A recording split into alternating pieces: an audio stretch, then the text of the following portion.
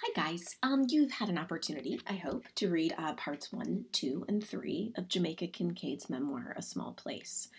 So I wanted to give you an opportunity today to do a variety of different things. Feel free to choose any one of these prompts. And at the end, you guys are going to submit it to Turnitin.com. You don't need to turn it in until Friday morning. Today is Wednesday morning. Today is the 20th of May. I say, as I check the calendar. The first of your prompts has to do with the second person narrative voice. You guys probably remember that first person narrative voice is like, I did this. I am experiencing a pandemic. Second person narrative voice, you are experiencing a pandemic. And third person narrative voice would be they are experiencing a pandemic. So we're going to be looking at Jamaica Kincaid's use of second person. Obviously, she blends it with first, but you're going to go ahead and consider her use of pronouns in the narrative. What is the effect of this on the audience? In this particular case, that audience is you. So a few options there if you're into literary analysis today. You may not be, however. A second option is considering the way that Kincaid chooses to use genre, right? She could have written like a fictional narrative about a slave in Antigua and then shown, many generations later, her granddaughter working in the library, right? Not knowing what's going on with slavery. But that's not what Kincaid chose to do. She chose to write a slim nonfiction narrative. So you can choose to select a passage that was incredibly moving to you and explain why it is that that particular use of language was, as Rushdie said, searing to you. Or you can go ahead and you can talk about the text as a whole and consider the way that Kincaid, in sort of a larger sense, uses figurative language to share what she knows to be true about Antigua. So that would be about a page looking at the way that fiction and nonfiction blur. Really good responses would kind of show where she's being like completely factual and where she's taking some fictional liberties.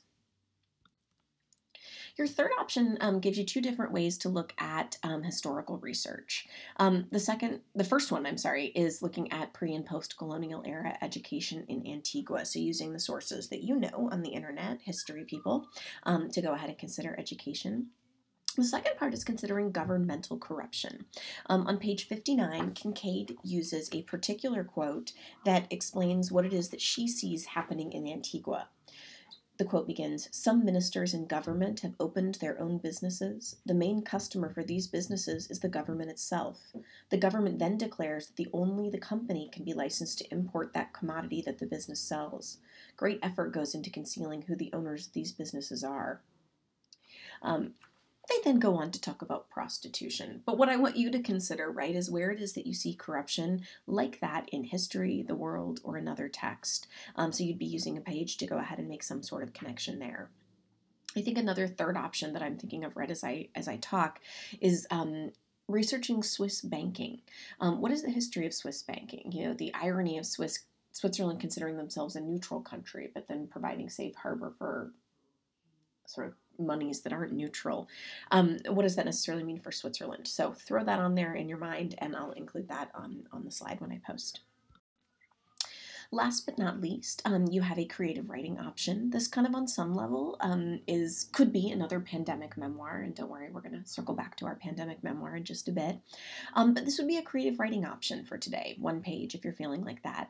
So Kincaid describes buildings symbolically, and it occurred to me that what I feel and think as I drive by Skyline since the pandemic began, since we can't go there anymore, has kind of changed a lot. It's a different symbol for me on 228th as I drive by.